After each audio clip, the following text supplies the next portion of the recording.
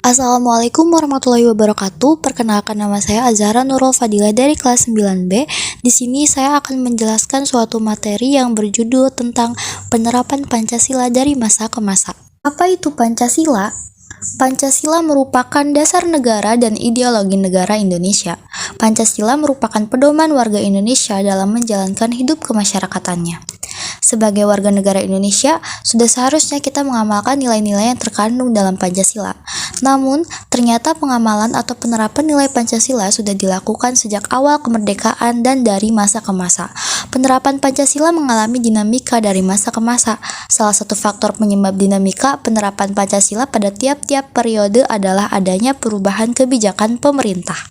Penerapan Pancasila dari masa ke masa dibagi menjadi 5, yaitu penerapan Pancasila periode 1945 sampai 1950, penerapan Pancasila periode 1950 sampai 1959, penerapan Pancasila periode 1959 sampai 1966, penerapan Pancasila periode 1966 sampai 1998, dan penerapan Pancasila di masa reformasi dari 1988 sampai dengan sekarang.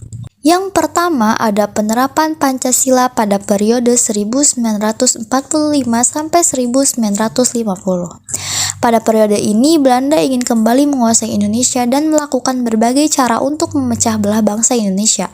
Kedaulatan negara Indonesia dari pemerintah Belanda pada konferensi Meja Bundar KMB tahun 1949.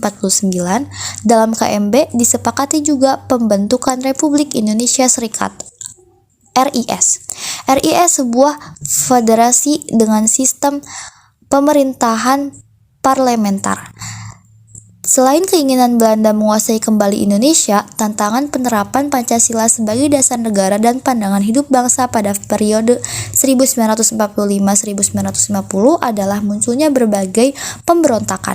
Ada pemberontakan yang bertujuan memisahkan diri dari NKRI seperti pemberontakan APRA, Andi Aziz, dan RMS.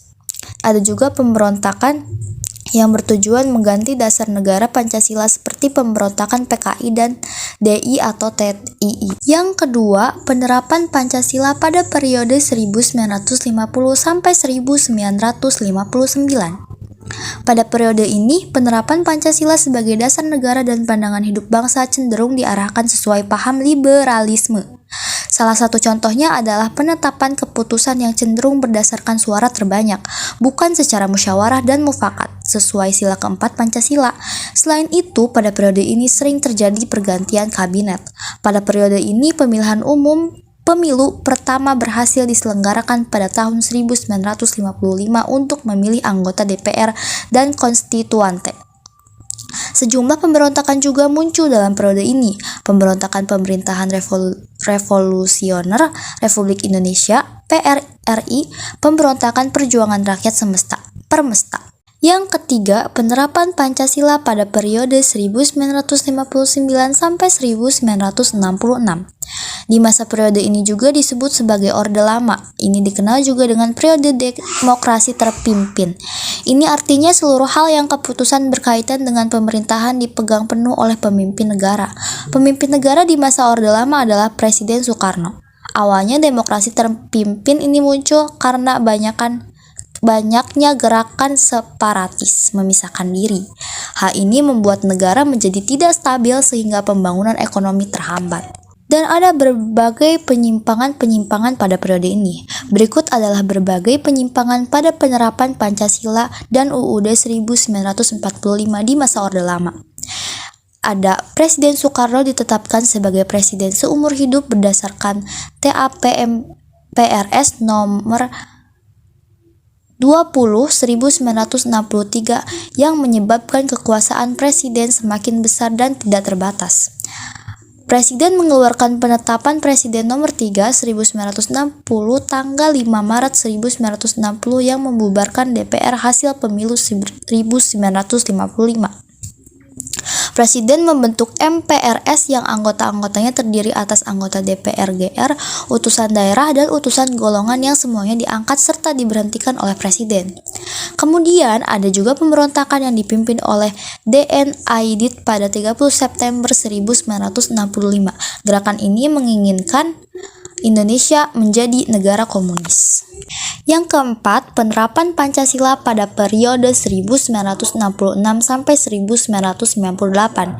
Periode ini dikenal sebagai Orde Baru.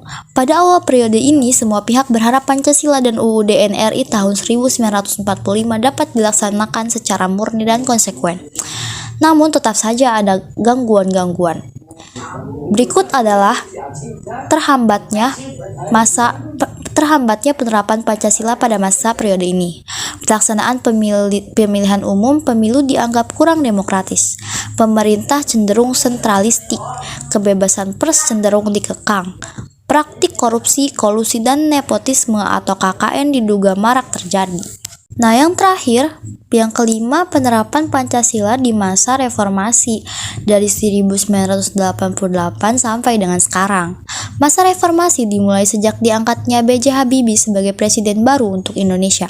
Melalui Presiden Habibie, sedikit demi sedikit perbaikan sistem di Indonesia mulai dilakukan, mulai dari bidang ekonomi, politik, dan hukum, dan masih banyak lagi. Salah satu yang paling dikenal adalah Presiden Habibie membuat UU nomor 9 tahun 1998 tentang kemerdekaan menyatakan pendapat di muka umum, dan lain-lain. Dari sinilah penerapan Pancasila sebagai dasar negara dan sebagai pandangan hidup terus dilakukan hingga saat ini. Nah, itu dia penjelasan materi tentang penerapan Pancasila dari masa ke masa. Terima kasih atas perhatiannya. Mohon maaf bila ada kesalahan atau kekurangan. Wassalamualaikum warahmatullahi wabarakatuh.